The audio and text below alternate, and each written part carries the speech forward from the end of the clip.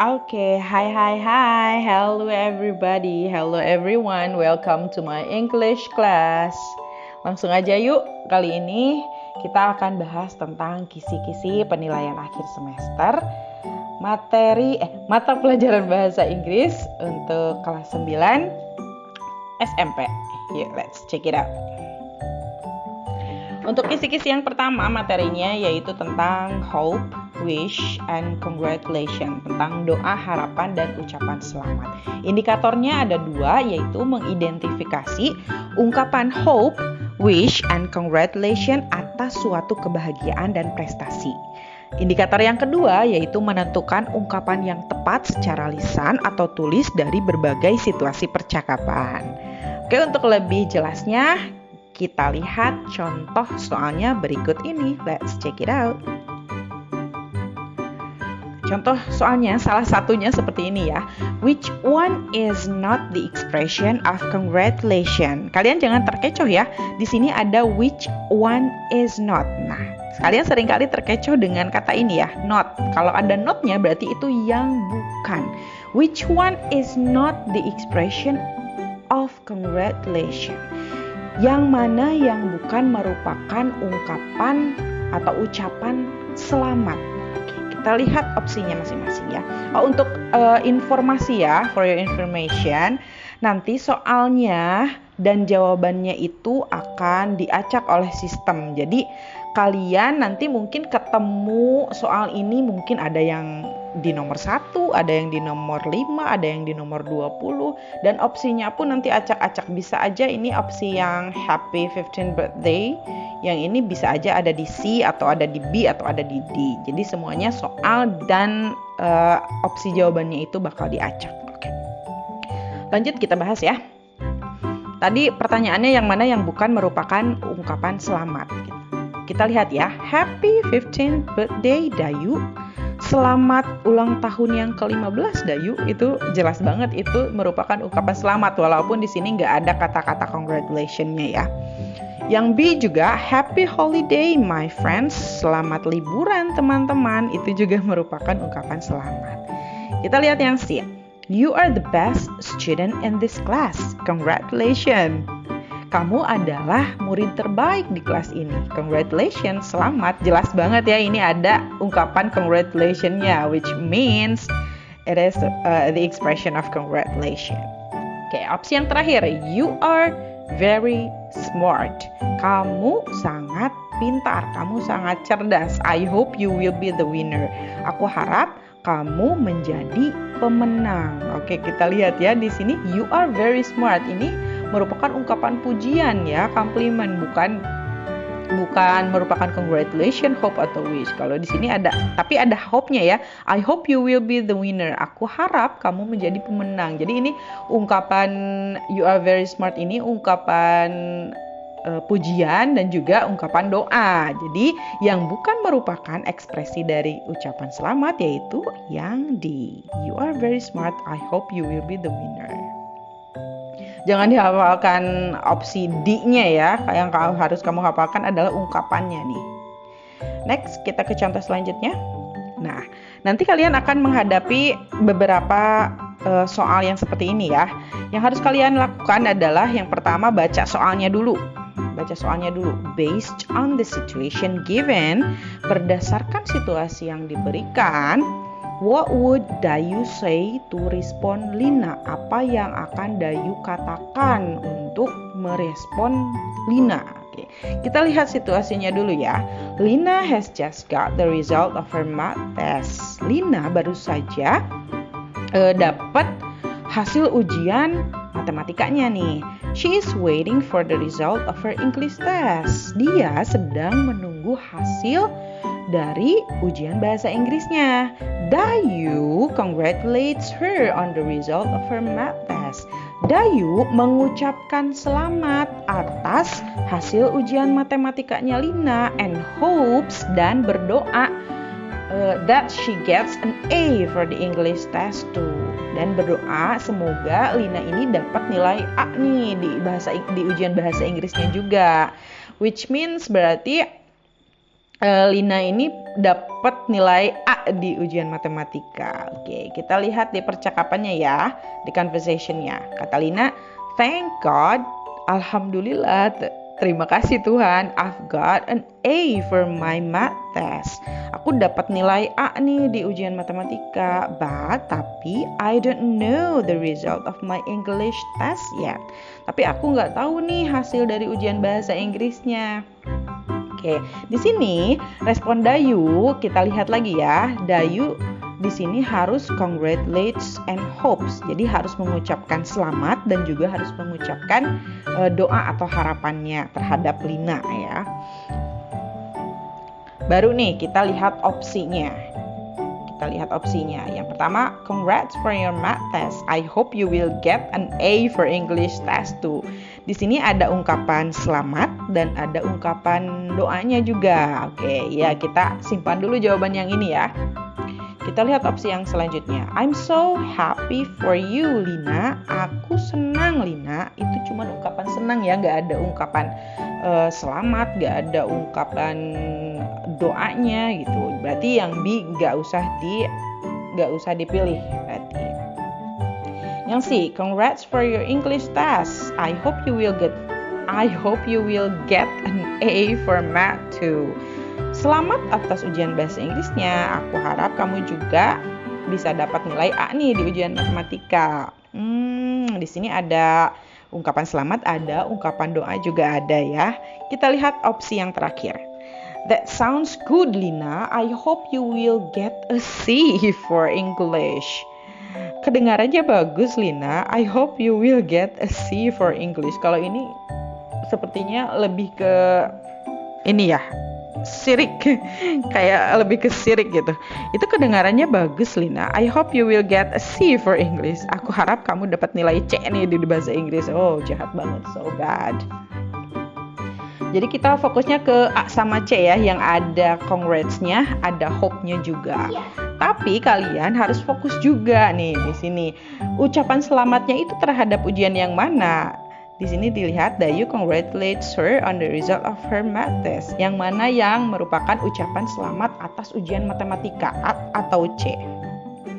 Of course, the answer is A. Congrats for your math test. Terus berdoanya terhadap ujian bahasa Inggris ya. Jadi jawabannya the answer is A. Congrats for your math test. I hope you will get an A for English too. Oke, nanti kalian akan dapat beberapa soal yang seperti ini ya, dengan berbagai situasi percakapan yang berbeda-beda. Next.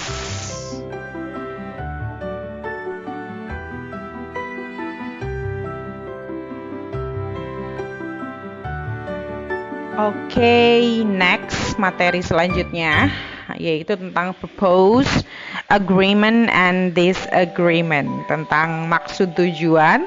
Terus agreement itu tentang persetujuan, disagreement ketidaksetujuan.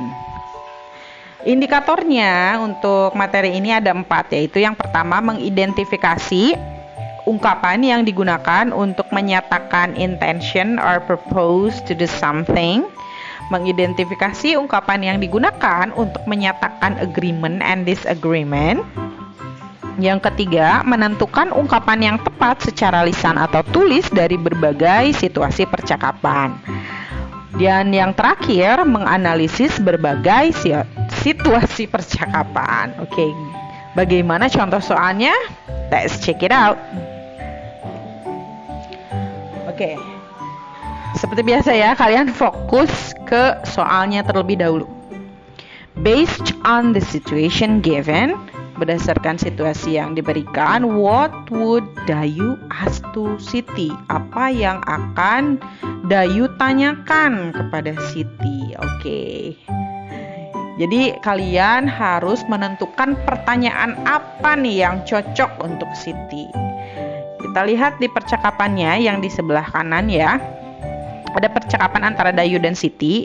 Nah, di Siti ini udah menjawab nih, to have energy to do our activities during the day. To have energy to do our activities during the day. Kira-kira pertanyaannya seperti apa ya? Kita lihat dulu percakapannya. Pertanyaannya harus sesuai dengan teks yang diberikan. Kita baca dulu ya. We should eat enough vegetable. We should eat enough vegetable, fruit, rice, meat, egg, fish, tofu, and tempeh to be healthy. We should eat well in order not to get sick easily. Don't skip breakfast. We should eat breakfast to have energy to do our activities during the day.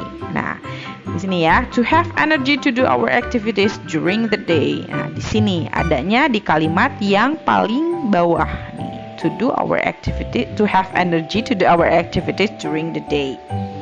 Untuk memiliki energi supaya kita bisa beraktivitas seharian. Apa pertanyaannya kira-kira? Oke, kita lihat opsinya ya. What for do we need to skip breakfast? Untuk apa kita skip sarapan? Skip itu kayak melewatkan. Untuk apa kita melewatkan sarapan gitu? Supaya kita punya energi. Oh, of course no. Kita lihat yang B. What do we need having breakfast for? What do we need having breakfast for? Untuk apa kita perlu sarapan? Nah, mungkin ini yang lebih tepat ya. Tapi kita lihat dulu opsi yang selanjutnya. Yang C. What for do we need to get sick easily? Untuk apa kita perlu mudah sakit? Untuk apa kita perlu mudah sakit? No.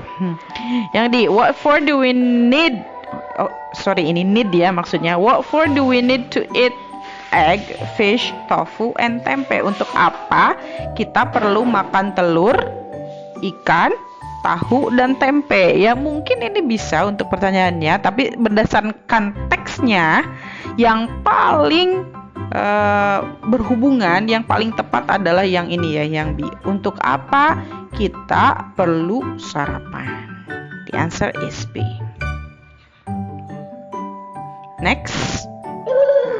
Di sini juga ada percakapan. Ini juga diambil dari buku paket ya. Fokus dulu ke pertanyaannya. Which one is incorrect statement?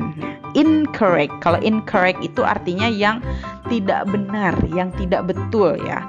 Which one is incorrect statement based on the conversation given? Yang mana yang merupakan pernyataan yang tidak sesuai, yang tidak benar berdasarkan percakapan yang diberikan. Jadi di sini ada percakapan antara Lina, Udin, Beni, Siti, Edo, dan Dayu. Kalian harus memilih nih pernyataan manakah yang tidak sesuai dengan percakapan tersebut. Oke, kita lihat opsinya ya. Beni agrees with Udin. Beni setuju dengan Udin. Apakah betul? Kita lihat dulu ya. Beni, I don't think that's a good idea. I don't think that's a good idea. Ini merupakan pernyataan ketidaksetujuan ya. Beni setuju dengan Udin. Beni setuju dengan Udin. Sepertinya tidak ya. Sepertinya tidak ya. Kita tandai dulu. Sepertinya tidak. Pernyataan yang kedua. Siti agrees with Udin. Siti setuju dengan Udin. Kita lihat. I agree with Udin. I agree with Udin. Ya, betul ya. Siti setuju dengan Udin. Yang ketiga, Edo doesn't agree with Siti. Edo tidak setuju dengan Siti. Kata Edo, I don't agree with you, Siti. Aku nggak setuju sama kamu, Siti. Oke, berarti ini pernyataan ini juga betul ya, sesuai dengan teksnya. Kita lihat opsi yang terakhir. Beni and Edo don't agree with Udin and Siti. Beni sama Edo nih, Beni sama Edo gak setuju sama Udin dan Siti. Beni dan Edo tidak setuju dengan Udin dan Siti. Iya ya, Beni tidak setuju dengan Udin. Edo juga tidak setuju dengan Siti. Berarti ini pernyataannya benar juga. Kita balik lagi ke pertanyaannya. Pertanyaannya, yang mana yang pernyataan yang tidak benar?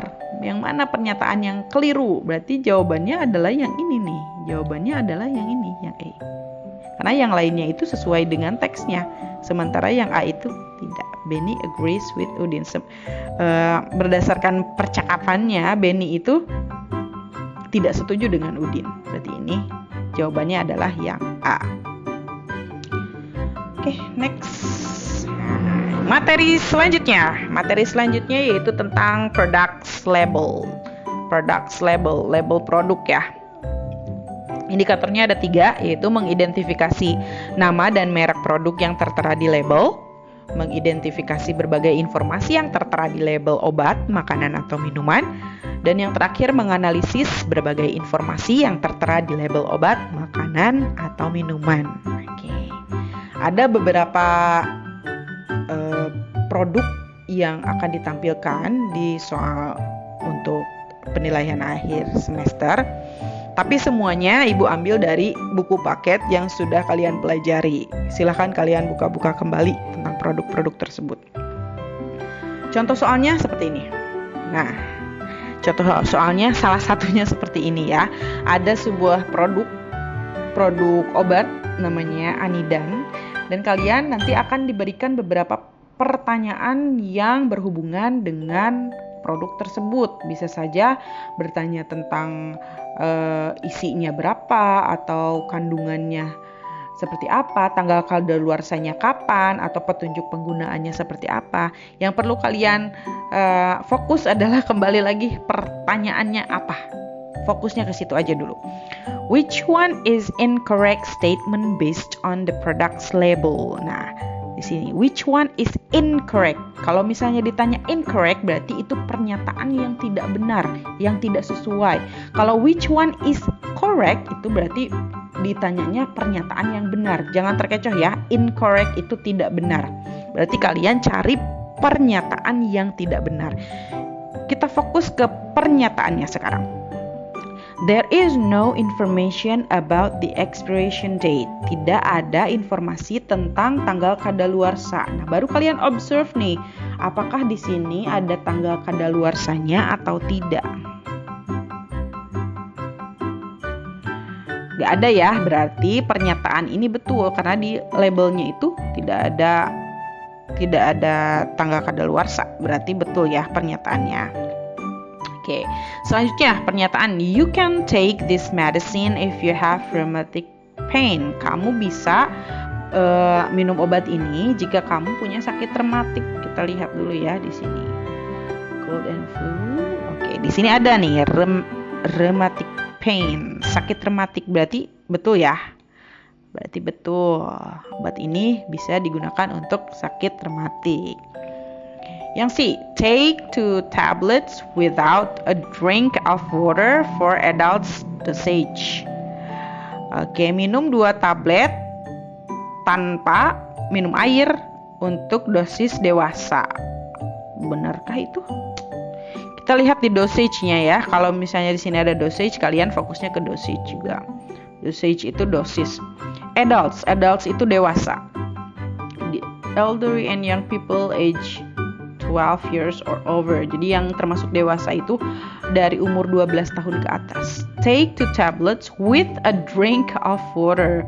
With a drink of water. Jadi dosisnya 2 tablet terus minum air, bukannya without. Kalau without itu tanpa, kalau with itu dengan, kalau without itu tanpa. Berarti ini tidak sesuai ya. Ini tidak sesuai. Tapi kita lihat opsi selanjutnya. Don't take more than 4 tablets in 24 hours. Jangan minum lebih dari, more than itu lebih dari 4 tablet selama 24 jam, dalam waktu 24 jam. Oke, kita lihat di sini. Do not take more than 4 tablets in 24 hours. Betul ya. Berarti pertanyaannya tadi, lihat lagi ya, incorrect statement. Pernyataan yang salah. Berarti jawabannya adalah yang ini. Jawabannya adalah yang C. Take 2 tablets without a drink of water for adults dosage. Jadi kalian harus fokus bukan hanya ke pertanyaannya juga, tapi fokusnya ke sini. Kata yang salah sedikit pun jadi maknanya jadi berbeda. Oke, next. Next nih, ada produk ini juga. Novelty. Dr. Mercola Novelty. Oke. Pertanyaannya ada yang segampang ini. Kalau tadi yang memang agak susah pertanyaannya, kalau ini yang paling gampang nih. The product is manufactured in. Kita lihat nih di sini. Kalian observe nih, ada kata-kata manufactured nggak? Oh, ternyata ada di sini nih di bawah. Manufactured in Canada. Jadi jawabannya itu Kanada. Jadi bisa saja nanti pertanyaannya itu isinya berapa ataupun penggunaannya seperti apa. Kalian perlu observe aja, yang cari kata-kata yang sesuai dengan pertanyaannya. Okay. Next materi selanjutnya yaitu tentang resepi. Nah, ini yang paling banyak nanti pertanyaannya tentang ini ya, resepi atau resep ya. Yaitu bagian dari procedure teks prosedur. Indikatornya ada 4, mengidentifikasi generic structure pada beberapa teks resep makanan atau minuman, mengidentifikasi berbagai informasi yang tertera pada beberapa teks resep makanan atau minuman, menyesuaikan kata acak menjadi kalimat yang benar, menyesuaikan kalimat acak menjadi paragraf yang benar. Kita lihat contoh soalnya berikut ini. Nah, beberapa teks prosedurnya juga Ibu ambil dari buku paket, kemudian juga selain itu Ibu ambil juga dari beberapa teks yang sudah Ibu ajarkan. Oke, ini contoh yang ada di buku paket ya, tentang novel apple pudding. Pudding apple novel apple pudding. Pertanyaannya, how much water do you need? Berapa banyak air yang kamu perlukan? Kalian cukup observe, cari water. Nah, water ada di sini. Jadi kita butuh airnya itu 1/4 cup atau 300 ml. Nah, di sini jangan terkecoh ya. Mili di sini kan mililiter. Di sini ada miligram, terus ada cups. Di sini harusnya 1/4 cup, tapi di jawabannya 1,5, berarti jangan pilih yang ini. 300 ml, ya ini jawabannya adalah 300 ml. Yang penting kalian fokus apa yang ditanyakan, terus kemudian cari jawabannya yang mendekati, terus jangan terkecoh juga. Oke, next nih ada pertanyaannya yang seperti ini juga. Kalian akan disajikan suatu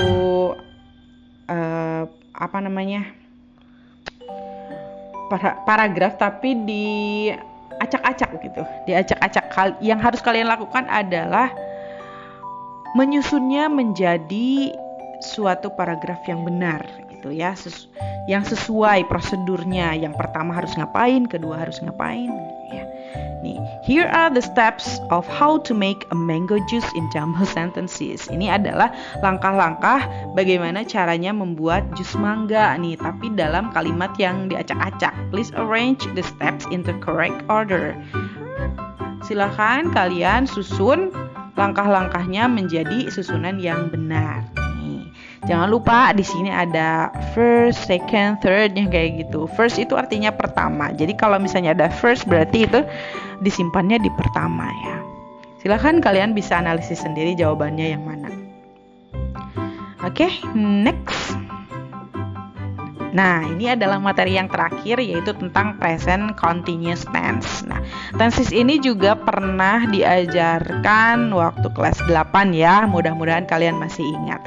Present continuous tense itu adalah tenses yang digunakan untuk aktivitas-aktivitas atau kegiatan yang sedang dilakukan pada masa sekarang. Indikatornya itu ada 2, yaitu mengidentifikasi kesibukan beberapa orang pada waktu sedang berlangsung.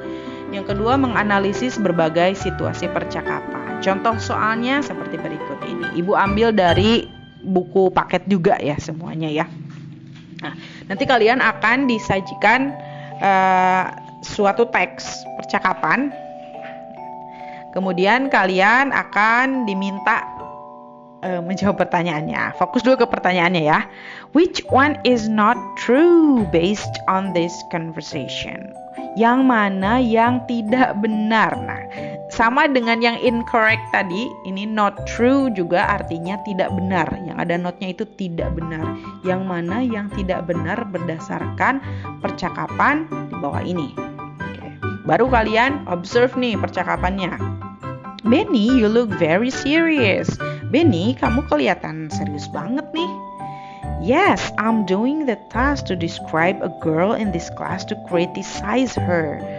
Ya, aku lagi ngerjain tugas nih untuk mendeskripsikan seorang cewek di kelas untuk mengkritiknya.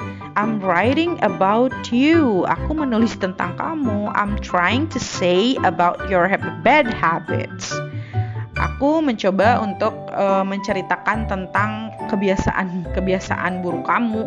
You can read it for your reflection. Kamu bisa membacanya supaya kamu bisa merefleksikannya gitu. Sebagai refleksi.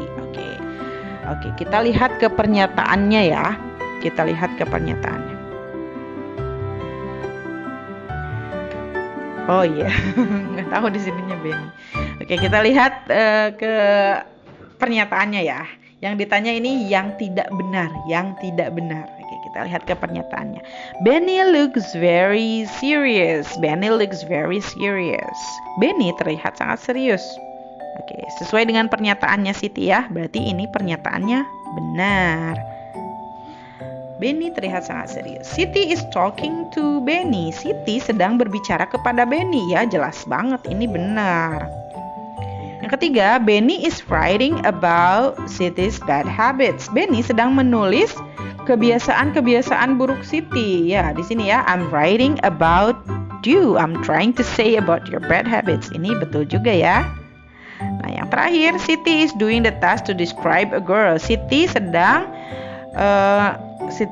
mengerjakan tugas mendeskripsikan seorang cewek. Sepertinya tidak ya, yang sedang mengerjakan tugas mendeskripsikan cewek itu si Benny, bukannya Siti. Berarti ini pernyataannya tidak benar.